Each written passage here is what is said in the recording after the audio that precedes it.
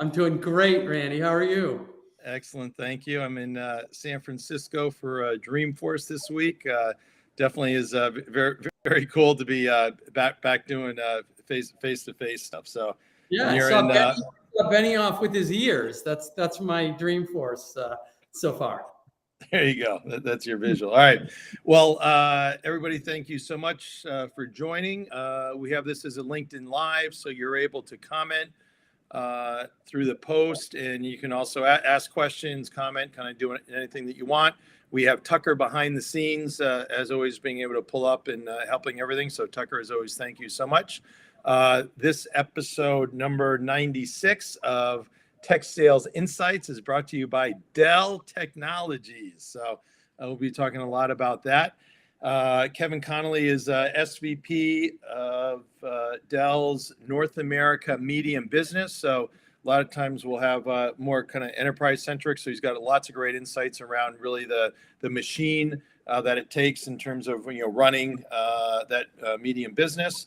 Our title topic is Winning Medium Business with Integrated Scale and Speed. And also brought to you by Sales Community. For those that are members, great. Thank you. For those that are not, you can go to salescommunity.com and see there's a tag at the top that says summer free. So if you tag that, you get a free year membership. If you do the other one, then you get to pay. So your choice what you want to do. But lots of great content in there, as well as our past podcasts, as well as the ones that we have upcoming. So by way of background, Kevin and I first met back in, I think, 1994 after he graduated Boston College. So I guess you're about 9 years behind me, which at the time I could say you're probably a Cub Scout, maybe would be the right way to say it, but certainly early top talent on the telemarketing side. So you really moved up through the ranks, and we kind of lost touch for a while, and then reacquainted with the whole Naples thing. And it's just super impressive, your amazing career and kind of what you've done and how you've done it, and your big Canada job, and then certainly what you're doing now. And I love your philosophy: show up early every day, better than the day before, and you will conquer great things. So I think that's probably a kind of elaboration on Peter Bell's, answer the bell. So really good. And Tucker, thanks for pulling up Peter's comments there as well.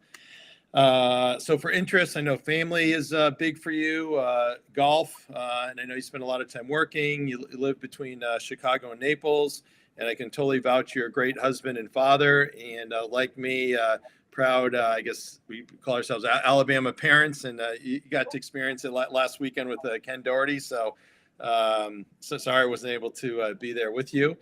And certainly impressive with your team, $4 billion, 1,200 people. That is certainly a lot. So always feel free to disagree with anything that I said, but just really congrats on a great job. And certainly the EMC machine and the Dell machine are certainly not easy environments, and only the best succeed and do well and stay. So you're obviously in that category. So congratulations.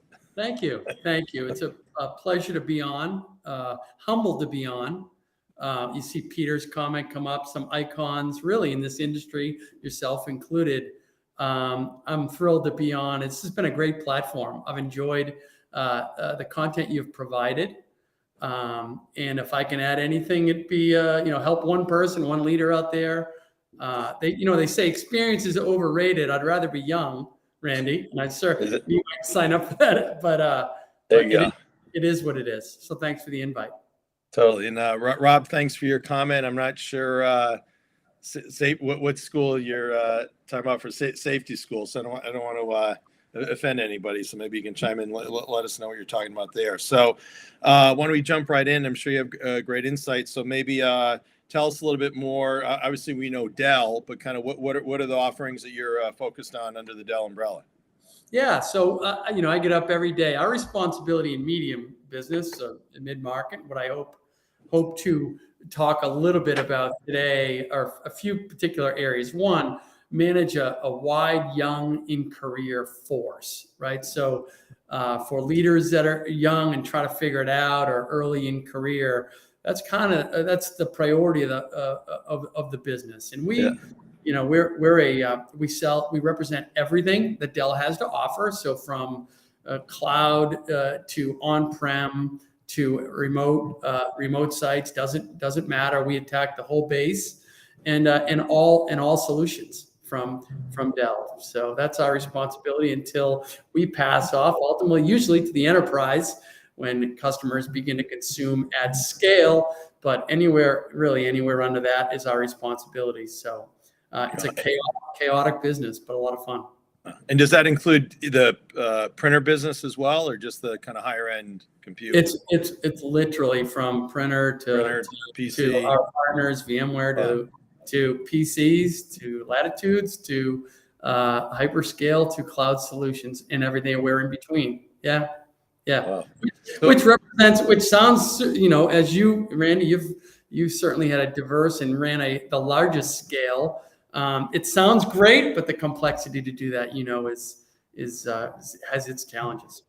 Yeah, I'm sure. Like, when I was HP, you sit on the plane next to somebody. Oh, you work at Dell. Hey, can you fix my laptop issue? Like, what are you talking about? Right? Hey, my Wi-Fi is slow. Can you help me? Right, Randy? Yeah, there you go. So then for your reps, it must be interesting, right? So they cultivate a, call it generically, SMB, but kind of medium business account, become a great customer, get a great relationship, and if it's a growing company, then that gets passed over to the kind of, what is it, the enterprise sales team? Yeah, we have a progression within medium business too at Dell, and not to make this call too Dell centric, but we do try to. We're really focused on nurturing the relationship, getting a wide solution in front of the client base. But we actually have a process within our business to migrate the people, the customer, so we maintain the relationship. Ultimately, there are those scenarios though that it will advance. But we do try to keep employee, with customer, keep relationships intact, and move them up the paradigm. Oh, great. And I would imagine, is the CIO, Chief Information Officer, kind of still the kind of main decision maker these days, or does it vary? Yeah, it really varies, which makes it a pretty dynamic space. It varies because we might get you when you're born in the cloud, right? So I'll leave the names out of it, but there's some big names that started with a CEO and some back office folks or some app developers. So our relationships will span from a database or an app developer to ultimately in the middle of the space that I'm responsible for, whether it be North Canada, US, will be an IT manager to a CIO and then certainly to a CEO. So it is across the board, Randy. Yeah. Oh, that's great. And then the transition from EMC to Dell must have been interesting. It was interesting. We're over 5 years in. It's personally one of the few. A good friend of yours, Bill Scannell, who runs the deal here.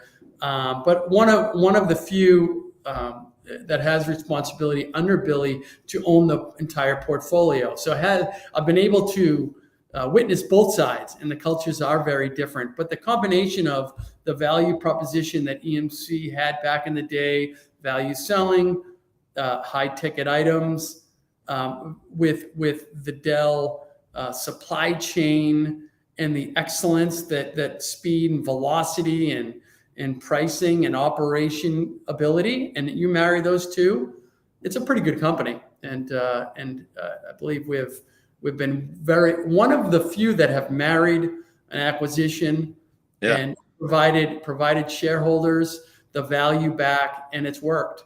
So it's been fun. Yeah. That's great. Yep. So we have a couple comments. We're just going to kind of ham and egg here, go back and forth. So Jesse says, it's awesome, great guest. And then asks, what's the biggest challenge in managing large sales teams versus smaller teams? Yeah, it's probably keeping it simple, right? So when you're, I don't know, there's a million challenges, but thanks for asking, Jesse. When you have scale, I think one of the golden rules is to try to keep it simple and not overthink it. So especially when you have a lot of solutions to provide and you get excited about that. I'd say simplicity would rule the day, Jesse. Easier said than done, but that's what I would say. So from an accountability perspective, especially during COVID, right? So if it's an enterprise sales team, it could be kind of sales calls, the pipeline, the kind of activity with proposals, kind of easier to see. But with the smaller team being so kind of volume centric, I guess for lack of better words, how do you know if somebody's kind of working or not? Yeah, we have some key indicators. We have some key indicators around, and certainly people joke at the company I'm at. We have no lack of data, right? To look at. I don't know if you've heard that, Randy, it's got to be useful. There's always a lot of data, but it's got to be useful. Yeah. So if you lean in on specifically, let me get specific to large scale. Let me make sure I always go back there. We leverage. The sales, arm is incredibly important, but we leverage operations a lot, and that I'll call operations the data. When you drop down there, really it's activity. We leverage, things like quoting, things like pricing. There are certain metrics where we can tell are people active or not, right? So it's kind of the sales end. There's an operational indicator that will tell us, and then there's a marketing action and an implementation that they're out there fishing, if you will, and they're doing their thing, and they're feeding that back to that said person at COVID at home. So usually there'll be an alarm bell somewhere in there that we don't have the action we need. Gotcha. And then I would imagine pre-COVID, you probably had the kind of some of the hubs where you had bullpens, and then COVID, everybody's work from home. Now, assume you're trying to kind of get people to kind of, come back to that bullpen environment. We're not necessarily, we're bringing them back a bit, right? But this is a part of a larger conversation, Randy, that you and I actually talked about offline, and the dynamic of again, getting back to scale. COVID, especially during COVID, was flexibility and empathy. And I get asked a lot, what's different from the Peter Bell's on maybe the high-paced, very, let's call it strong environment that we were brought up in, Randy. And I believe one of the biggest sea changes has been the way you lead, and COVID really amplified that. And I'm pretty passionate about that, about things like leading with a bit more empathy and leading with flexibility. And hey, you want to be in the office? Fine. If you don't, you don't. We really take that stance really heavily now. That comes from Michael all the way down, where we don't require anybody to work from anywhere necessarily. And I really think that's healthy. And we really enjoyed some significant learnings during COVID around, mental health, mental wellness, checking in on people. I have a favorite question I really implore my leaders to ask each week. And for those that know me on the line, know this, ask how you doing and how can I help? It seems very simple, but we were trying to do a lot of that. And what happens is, even today, you find out a lot of people aren't doing, great, right? And I think offering them a level of empathy, a level of flexibility, where you work from, and then time off during the day, breaks during the day, all those things in a large scale organization where you can't put your hands on, I know for myself, 115, 120 managers in a given week are good cultural things to build into your business. I don't know, Randy, I went off a little bit on your, where do you want them to work? But I think that's very important. Yeah. I mean, the whole mental health is big deal. There's Richard Bliss, who I was with last night, and he's, I think, probably one of the outspoken leaders around kind of just the state of mental health and sales. And it's just such a area that's been overlooked for so long. Tucker's correcting me, Richard Harris, so I might have said some other name. So anyway, so Richard Harris is a person. Okay. Thanks, Tucker. But just something that's been so overlooked for so long. So the fact that you're on top of it is fantastic. And I would imagine it's probably hard to get people to open up about that as well. And then how do you kind of cross the line with personal versus work, right? Yeah. It is hard, not as hard though as I thought it would be. It's amazing. If you just shut up and open your ears a bit, we have a term, big ears. You'd be surprised you wouldn't be, Randy, but let me get, when I say you, I mean these young leaders that I see migrating migrating through sales community. Again, I want to congratulate the forum you've created. Just ask and listen, and you'd be surprised. And boy, when you throw a lifeline, or you throw some help at people, or you create a culture of listening, diversity. These people in COVID, a lot of us were in basements and living rooms, and having, I don't know about you, but me having my wife to tell me to tone it down and screaming in your ear, right? It's a really great lesson learned during COVID, and coming post COVID, we're going to take the best of what we learned and try to drive through it through a scalable organization. Oh, that's great. And then how do you keep the kind of culture intact, kind of during this, COVID time? Now you kind of coming out of COVID, because certainly, the EMC and then kind of Dell's the icing on the cake, have an amazing culture, but it's kind of as a leadership team, how do you make sure that keeps going?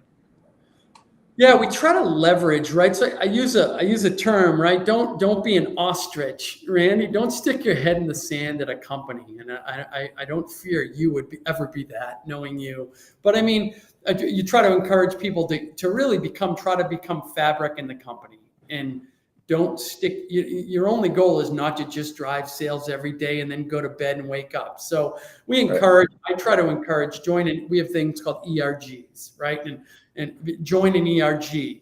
Make sure you have a mentor. Make sure you. So sorry, what's an ERG? Employee. It's an employee relations group. It's groups that we create. I happen to be part of the Latino. I lead the Latino group at Dell, or my boss is part of a group, and we have incredible participation in groups that just get together weekly or monthly and talk about how do we increase diversity, or how do we create an ability to attract talent, or whatever it is. But they're critically important and they're fun, right? So I just, your question was very valid. What do you do to try to create culture? That's one thing, right? Or we enforce things like the mentorships, and just getting to know, with an incredibly matrixed organization, as Dell Technology is, or frankly, Randy, as HP was, when we were there. I'm sure getting people just to understand the various opportunities that they have, but not only that, but getting them involved in people that run different stuff. And then again, using ERGs or whatever, create this environment. It does get people involved. That's what we try to do. Yeah, that's great for sure. And then how do you inspect and coach, right? So if everybody's remote, I don't know if you have any of the technology where you kind of listen on calls and coaching that way, but kind of how do you, obviously you got the objective, metric numbers, but in terms of kind of what their game is, how they're doing, how they're doing real time, you can't go on really too many joint sales calls. So how do you do that in this environment? Yeah, we actually do have those. You just referenced the technology, the listen in technology, the real-time feedback technology. They're really helpful, right? So when you have a lot of young in career, what I've found super interesting is this is a debate that a lot of people have. I find them brilliant. I find them willing to learn, willing to activate. They want to learn. They want to make money. So Randy, we do use tools.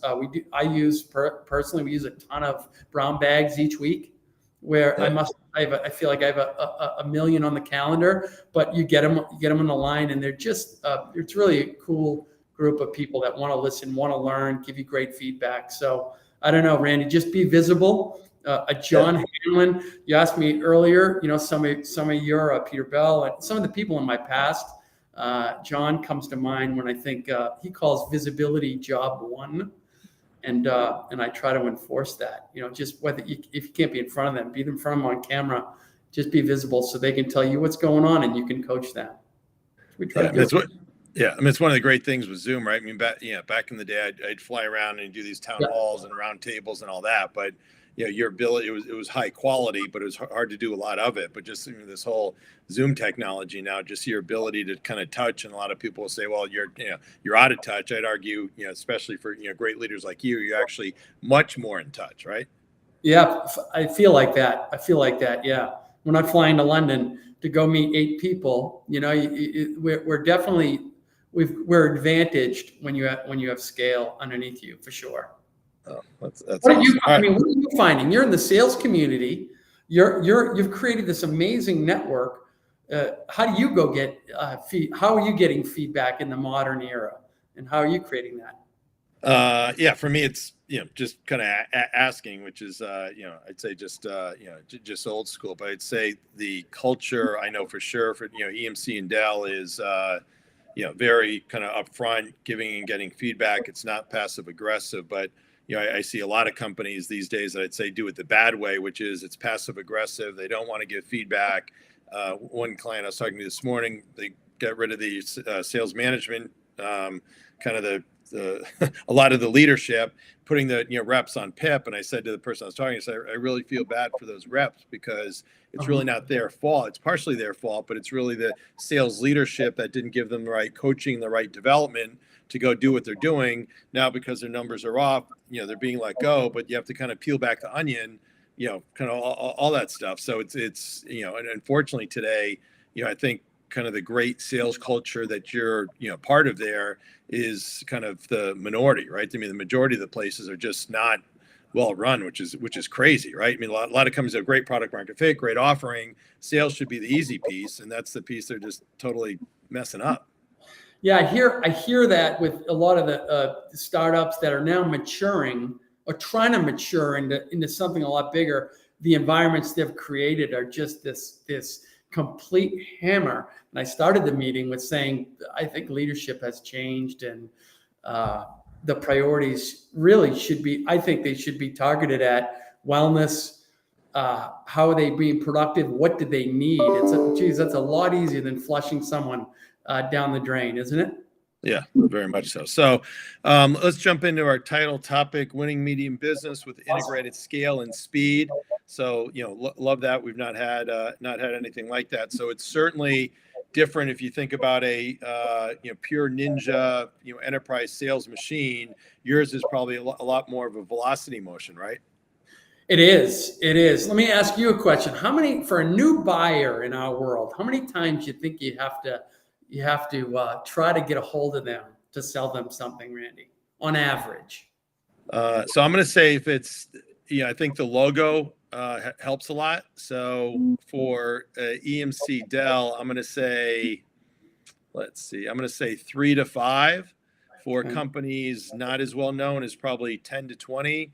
And it's probably based more than anything on the message from a value perspective and how it's catered to whoever it is you're reaching out to. So the average, and we might have the data a little off, but our average says 17 times. 17?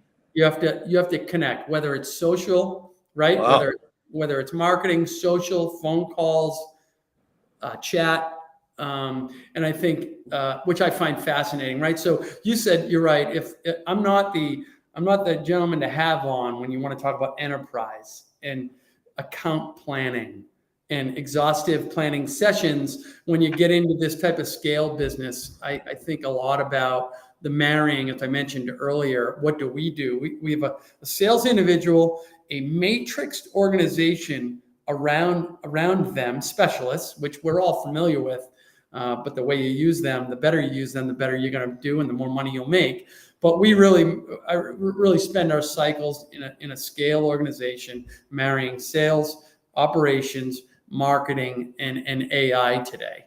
And if we can, if in a given day, in a given seller, what they're doing in this world is they're receiving tasks, right, from operations, saying, hey, you have these 9 things to do. Let's get a hold of Randy. Let's get a hold of Peter Bell. Let's get a hold of, because that's what the AI is telling us, right? And then there's an operational dashboard of performance during the day, right? So it's really super interesting. If it's hard, by the way, it's hard what's hitting them every day, but there is a marriage when you get the sales thing right, when you get the operational tasks hitting them, and when you get marketing driving inbound activity, that can really be a productive business. So you'll have, if I'm a rep, I'll show up for work in the morning, and then I'll have daily from this AI in operations that says, okay, based on everything that's going on and how we handicap and metrics and all that, here's how you should prioritize who you're reaching out to. So it could be low, medium, or high in the funnel, I guess, right? Yeah, that's exactly right. That's exactly right. And in any given time, we're using industry data.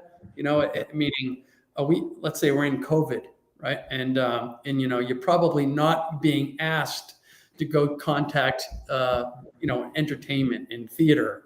So we try to really get Right. them. We're trying to really get them productive actions each week, Yeah. each month, each quarter. And from an that's kind of an internal engine, and then of course the marketing, like I said, we're trying to ignite someone to come at us, right? Whether it's using that technology or bots or what have you. So yeah. Wow. And then on the marketing side, obviously a common beef from sales is, hey, marketing's bad. They don't give us quality or quantity, and the metrics are off. Kind of everything else. What are some of from a sales perspective? What's some of the value add that you get from marketing? There is that, right? The marketing is continually challenged, isn't it? Sometimes it's because the money it takes to market they have a tailor-made bullseye on them. Some of the best stuff we've seen is the more recent. There's some amazing technology out there around AI and what we're finally getting back around predictive patterns and predictive buying. And Randy, I'm on the front end of being bullish in technology, and I've seen some of the light at the end of the tunnel. I'm sure it has a long way to go, but I'd say that's an advancement in the last couple of years that's been really inspiring. Who's clicking? Randy, what's he clicking on? What's he buying? What did he buy last time? How many did he buy? When do you think he'll buy next? So I know we're probably not indifferent than maybe we are of some of the smaller companies but we really do try to leverage data, and there's some great results from it. Oh, that's great. And then what about, how does your kind of inside outside sales model work? Yeah, so I'm not sure what's outside these, post-COVID. You know what I mean? Exactly. That's a great point.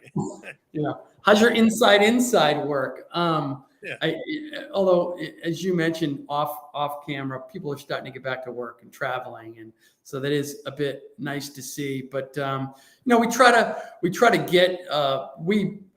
get customers into a buying pattern. We try to make the inside, at least in our world, kind of the center of the universe, and try to use that matrixed organization to handle as it gets bigger and relationship selling. So we use that balance. We have a ratio, but a lot of what we do in medium business, because really customers, the data tells us customers really still enjoy that relationship with their inside seller.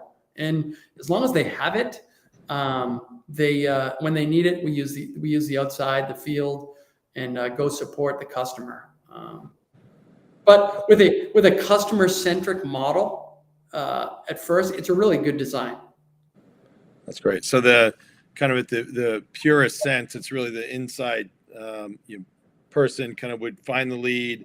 If it's a smaller account, they may actually do the selling themselves. But then if it's kind of a larger account within your medium business, then that gets passed over to the kind of outside rep. Yeah, I think I would say that in its simplest form, the complexity will drive the interaction. Yes, but in our hope, at least mine, it should return back to the owner, the inside, to dictate and help the customer through their journey. That's exactly right. Yeah. Again, hard to do.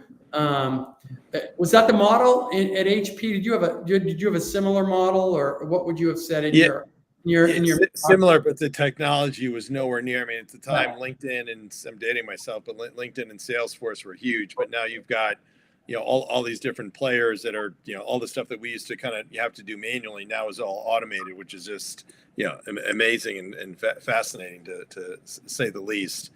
And then certainly, I know you can't talk about any of the sales tech stack companies that you work with, but with us, ones that are sponsored with Sales Community, Gong Outreach, Sendoso, Decision Link, others is just, crazy. So anyway, so we have some comments here as catch But up. interesting, So isn't it interesting? I mean, just the evolution of time, Randy. Imagine, 25 years ago of being able to have a technology listen in to what someone might buy, huh?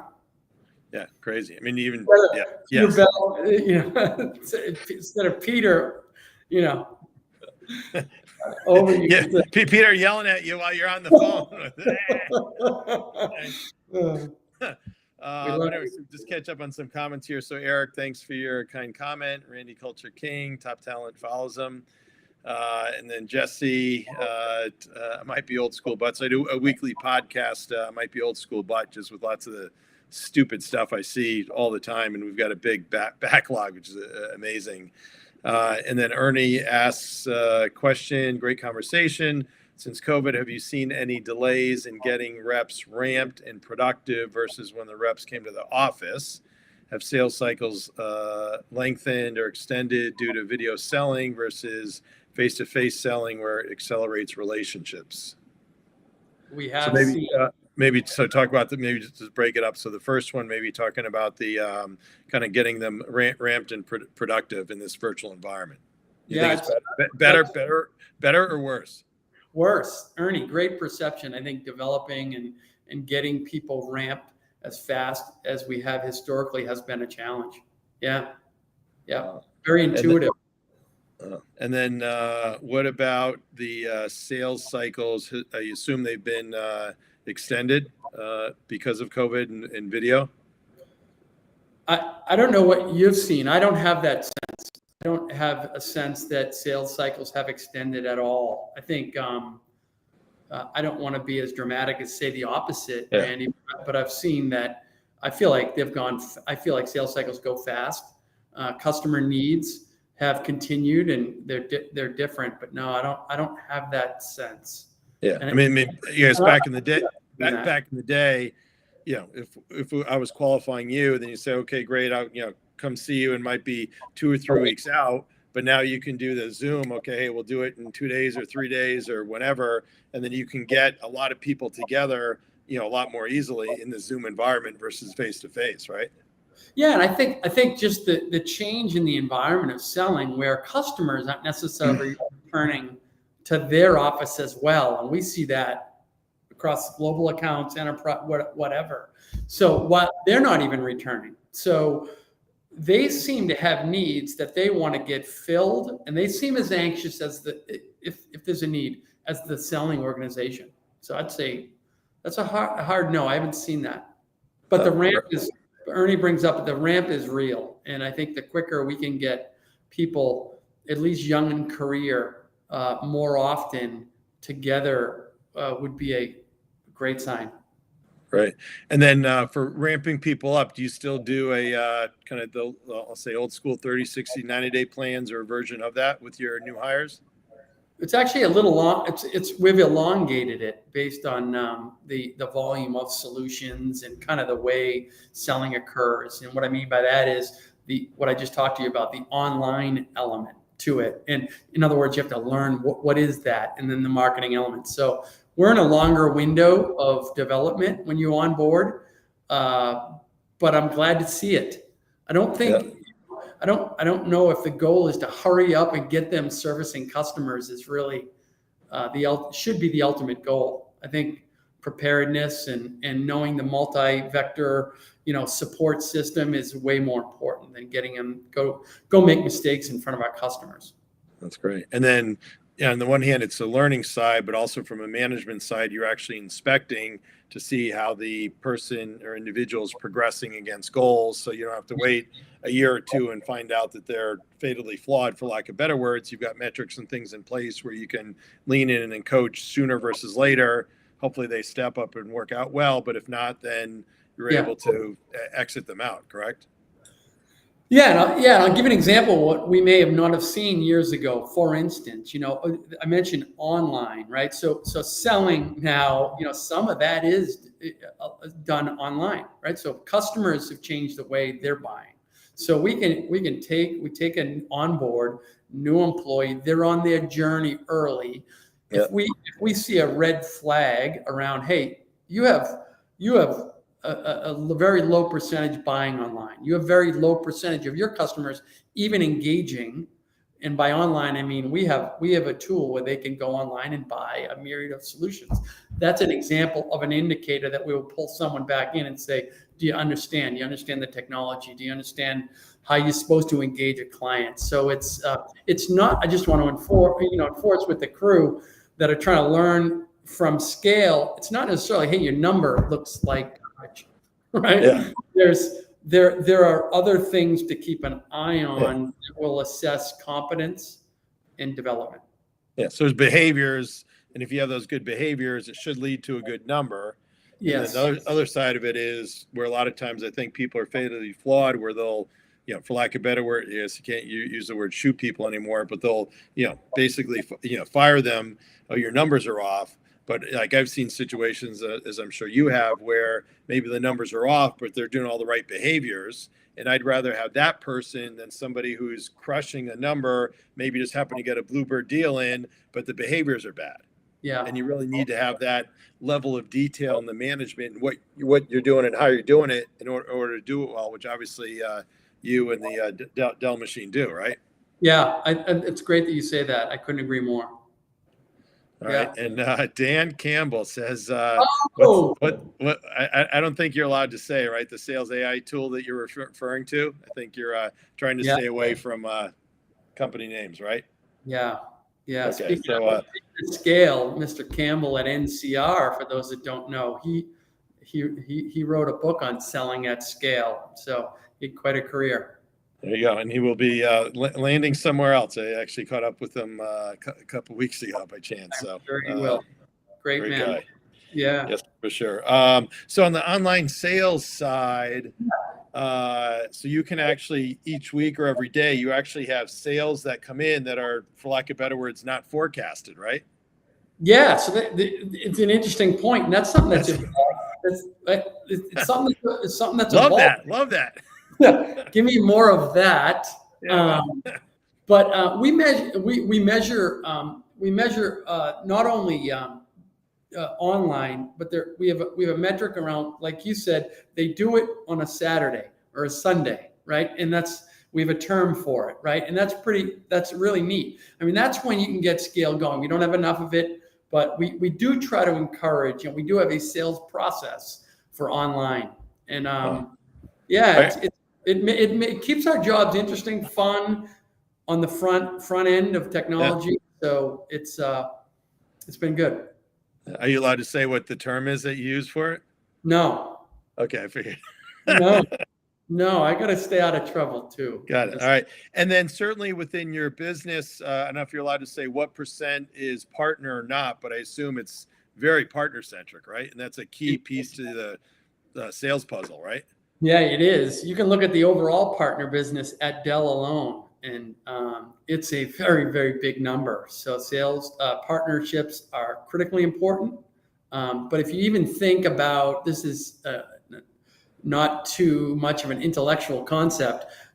Our job in medium business, or this type of business at scale, is to bring new customers, right? And we have a lot of opportunity to do that, right? If you just look at market share alone of what your former predecessor might have or what we might have. So the partner community represents a huge reach, and we do leverage them a lot. Oh, that's great. Any kind of recent partner stories that you want to share?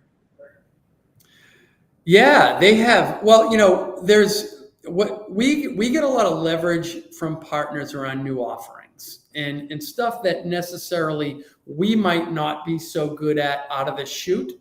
Yep. That they're really good at, right? So an example would be, this is public. We have a growing Apex business, which is as a service, right? And we have some really significant as a service wins from the partner community. That this is something that's very regular for them. Some for years. That they're taking our offering now and they're creating really sizable wins for us. So that would be an example, Randy. They're in a lot of cases, they're on the front end of what we're trying to get accomplished. Yeah, I mean, they'd have the trusted relationships, long time, talking to that customer. So like Ashby at a Veristor is an example. I was just exchanging notes. I got to fill out his registration form for a golf outing, but somewhere like Veristor, who's kind of the Southeast, they've got some long time account relationships. So basically, you can just go to them and say, here's this new offering. Go talk to the customers, and then you get kind of instant credibility, traction, success. Yeah. Right. As an example, not saying if they're, if they work with you guys or not, but interesting.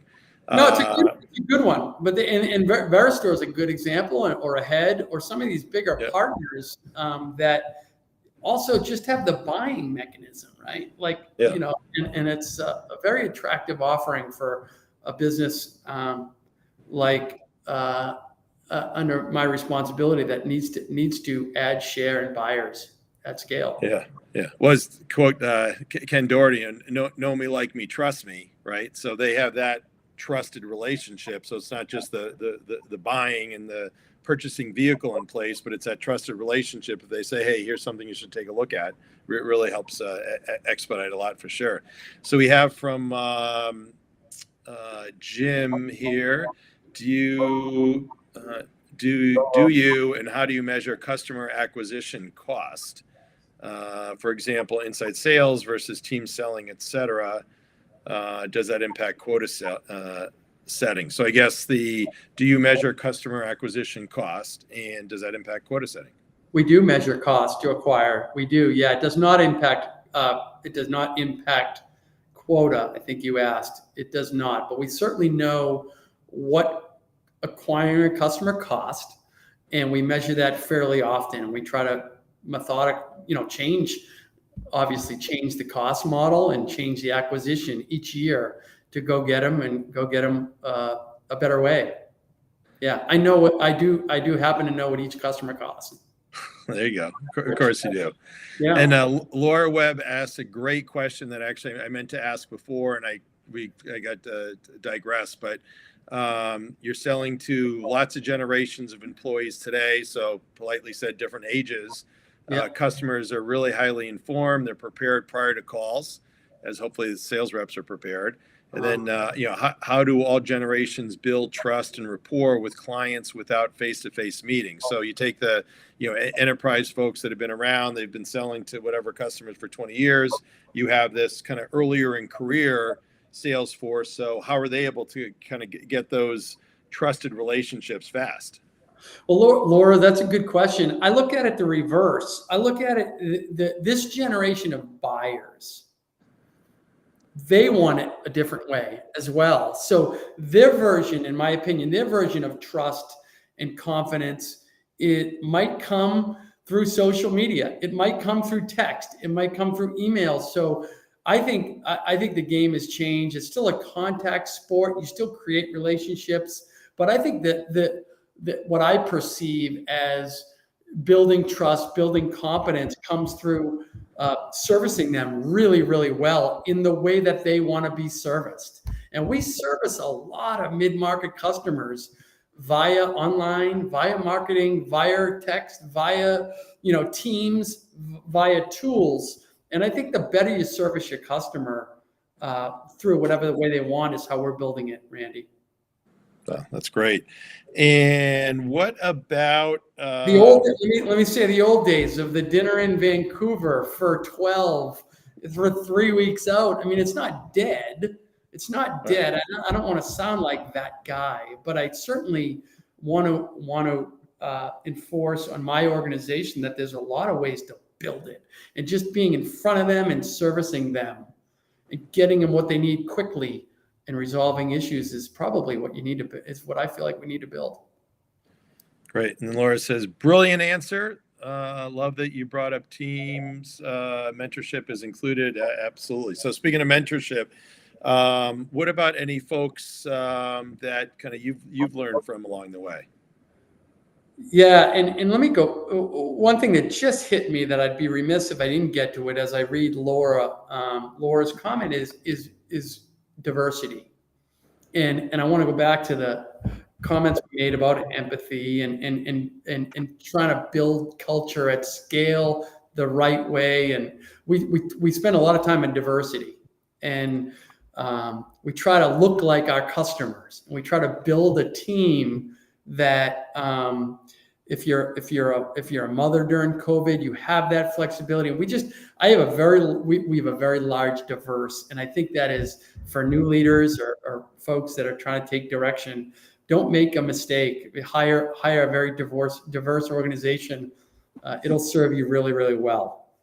My mentors, thanks for asking. These are some legends, and I've really looked back at my career as I'm in the back nine and thought, boy, am I really thankful to have that. And I'm sure, Randy, my next question to you will be, tell me yours. But I've had great fortune to go back to Peter Bell when it all started, who as you know, I think is a brilliant human being and represents a lot of what we talked about today. But I go from there to a gentleman who Steve Crow, hits kind of my radar as a gentleman who I learned a lot from. He taught me a subject called EQ, about you get maturity and you have less emotion and make better decisions. And then I go to a gentleman, John Hanlon and Bill Scannell. John, it's kind of a group of amazing people who could not prioritize people more in an organization and making sure that they're okay and they're doing well. They taught some great discipline around that. And then to modern day, I work for a gentleman, John Byrne, who taught me and as a mentor, energy, passion. He worked harder than anyone I've ever seen. And so a little bit from everybody, but I've had a blessed career. I really feel like that, and some amazing people. Randy, I'll turn it back to you. How about yourself? And maybe a quip about what you took from those, as I said. Sure. So thanks for putting me on the spot. No particular order. So Bill Campbell, who's a longtime sales legend, I think it's a $1 trillion coach, was a book that was recently done about him, just kind of the right way to treat people and engage and be helpful. And one of my missions and my personal goals is trying to be used to be the Bill Campbell of Boston, so I guess now it's Boston Naples or wherever it happened. End up being Greg Brown, who's a current CEO of Motorola Solutions. Lots of great takeaways, but one in particular is if you don't know, you know. Which is as you make decisions in people or business or whatever it is. Another one, Bob Reynolds, who's the current CEO of Putnam, really taught me a lot just around, it's not just kind of stack ranking, but just the coaching and the developing and kind of feeding and training people as opposed to just, kind of shoot, or I guess just fire. I can't say shoot anymore.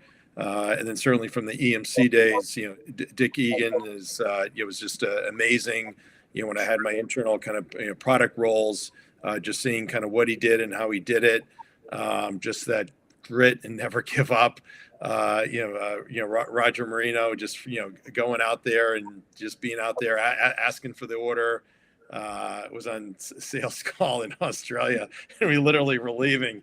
And the customers, trying to get rid of us. And he going in the elevator, you could see the customers excited. And Roger pulls back the elevator. He's like, okay, well, one more thing. And he, but kind of just, but that, as young in your career, like, okay, that's what you want to do. That's how you want to be. Jack Egan, who was amazing. Kind of just, all hands on deck, all the different functional areas. When I was in England or Australia, any time he was my kind of one go-to. So, being an exec that's accessible and helpful. Mike Rucker's operationally, so I could go on and on. But I think it's certainly, we're both, very, very fortunate for sure. The memory I have of Dick Egan, you mentioned Dick Egan. The memory I have, the one memory that has stuck with me my whole career, and you probably remember a version of this. He used to say, "If I'm going to make money, you're going to make money." That's what he would tell the sales force, right?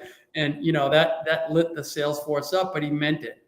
Yeah, I'll give you the opposite one. So Peter and I were out west, and we sold some account something, and the product didn't work, and they returned it. And I think it might have been Lampert, who was the sales rep, and Peter was the DM, and I was the area manager. And So basically, we solicited Dick to, or I did probably, as the RVP, to that he should still get paid on the deal. So the opposite from you just said is, okay, company didn't get any money, so you don't get any money. That sounds right too. And it's like, what are you going to say to that?